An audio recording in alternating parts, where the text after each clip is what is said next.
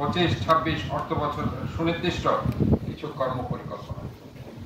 নম্বর হচ্ছে চলমান নিয়োগ কার্যক্রম সম্পাদন করা,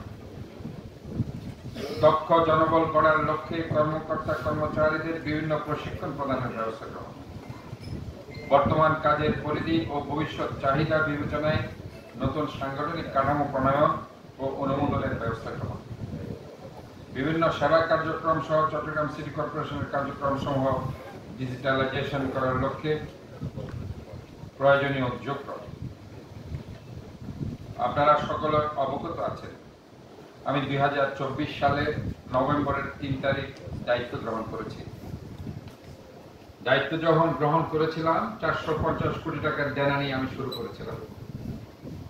ডেট সার্ভিস লাইবিলিটি বকেয়া 144 কোটি টাকা সহ মোট দেনার পরিমাণ ছিল 596 কোটি টাকা, প্রায় 600 কোটি টাকা। ডিএসএল এর টাকা বিক্রয়কে বিগত 8 মাসে ধারাবাহিকভাবে দেনা পরিশোধের পর আজ চট্টগ্রাম সিটি কর্পোরেশনের দেনার পরিমাণ দাঁড়িয়েছে 400 কোটি টাকা, অর্থাৎ প্রায় আপনার 100 থেকে 150 কোটি টাকার মতো আমরা দেনা পরিশোধ করেছি এই 8 মাসে। বর্তমানে অর্থ বছরে উন্নয়ন সহায়তা বরাদ্দ দেখাতে 65 কোটি 76 লক্ষ টাকা, বিশ্ব ব্যাংকের কোভিড-19 খাতে প্রায় 60 কোটি টাকা পরিশোধ করা হয়েছে। এছাড়া আয়কর বাবদ 34 কোটি 46 লক্ষ টাকা, ভ্যাট বাবদ মূল্য সংযোজন কর 38 কোটি 16 লক্ষ টাকা সরকারি কোষাগারে জমা করা হয়েছে।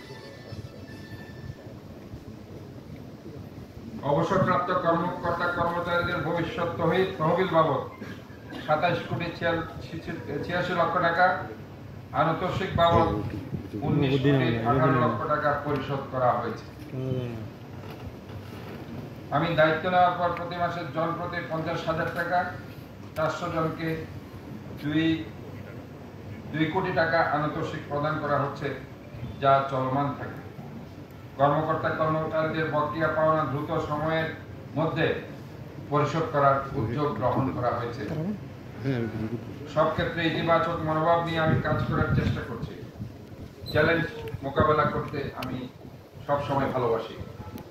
আপনারা আমাকে একটু সাহায্য করবেন, এতে অত্র কর্পোরেশনের দেনা যত দ্রুত সম্ভব শূন্যের কোটায় নিয়ে আসবো ইনশাআল্লাহ।